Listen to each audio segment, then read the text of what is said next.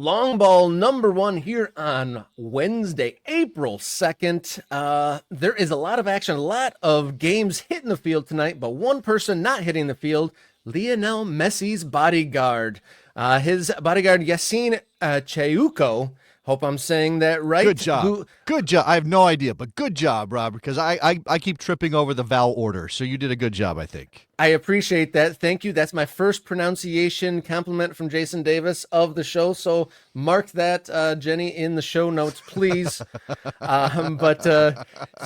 He's embroiled in a little bit of off the field controversy. Not sure if that's connected, but the Messi's bodyguard club decision, not an MLS mandate. Apparently, there was a little bit of mix up in the reporting, but this is an Inter Miami decision to keep the bodyguard. He's on staff still, but not going to be on the field. He's frustrated by the decision, saying he worked in Europe for 7 years and only 6 people invaded the pitch in League One and Champions League. And since coming to the USA in just 20 months, 16 people have already done so. Huge problem here. I am not the problem. Let me help Messi, he says. Right. Yeah. So we chronicled the whole back and forth with Logan Paul with Yassine and his challenge to Logan Paul that seemed to be wrapped up in a trademark dispute over energy drinks. Yeah, 2025 is pretty dumb. Let's just say that. Let's just say 2025 is pretty dumb. I don't think this is related, but he does go on House of Highlights, but again, his own personal celebrity continues to grow. He kind of became a thing. I think I was reading an article written in 2023 by the Athletic guys about his cult status because they had been spotting him on the field with these incredibly dangerous 16-year-old pitch invaders who kept coming on the field to get photos with Messi. I mean, that's the thing. Like, again, the quantity of pitch invaders may be higher than in Europe, but the quality of those pitch invaders, like, are they the same? I mean, do you really need to put a 125-pound guy in a chokehold, Yassine? That's my question. But that's probably why there's always potential. I brought this up. I mean, there is a lot of pitch invaders, and you never know. I mean, sure. The world is dark sometimes. Yeah, absolutely. That is true. But he went on the House of Highlights and said that MLS had banned him. Turns out specifically it was Inter Miami who had done this. And I'm guessing that this is a lot to do with liability, right? What happens when a pitch invader gets hurt or he tackles somebody, partly because maybe it's better for his personal brand? I mean, he's sort of incentivized to get on television now. He's incentivized to be spotted. He's incentivized to go viral because of his own personal celebrity. So I'm not saying that he is the kind of guy that would do this. I think he takes his job seriously, but you can't blame Inter Miami for saying, like, maybe we shouldn't have this guy on our field. He's not our employee.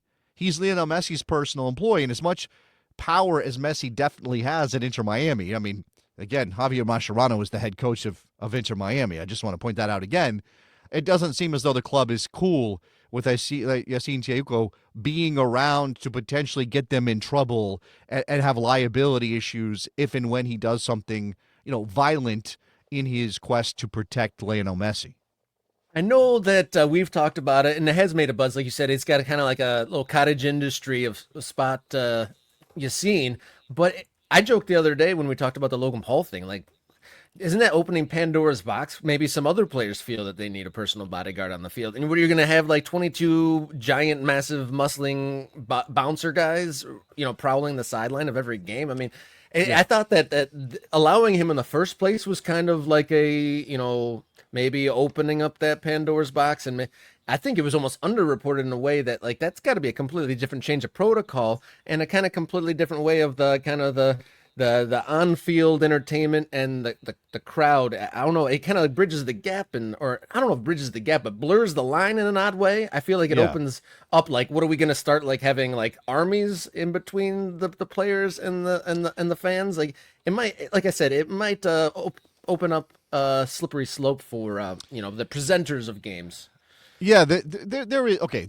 That is the thing about whether or not Messi should have a bodyguard, and what about other players maybe wanting their own bodyguards? Let's be fair that, as far as I can tell, the only player who generates specific pitch invaders is Lionel Messi, right? In fact, individual pitch invaders going on the field to get photos with players, I think is fairly limited to Messi and Ronaldo.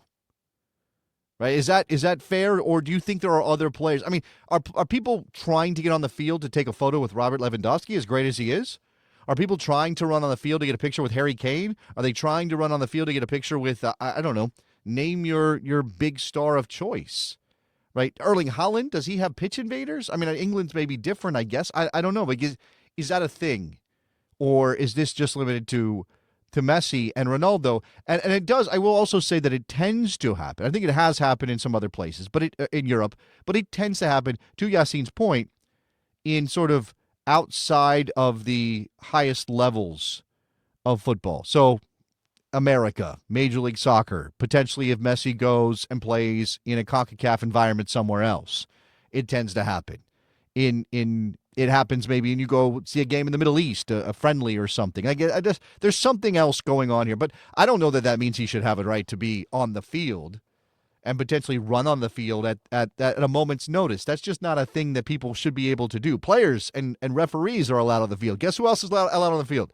I'm sorry. Medical staff, if and when a player gets injured. Guess who else is allowed on the field? Nobody else. Nobody else. I mean, sidelines, around, whatever. It just seems a little messy, and I kind of get it.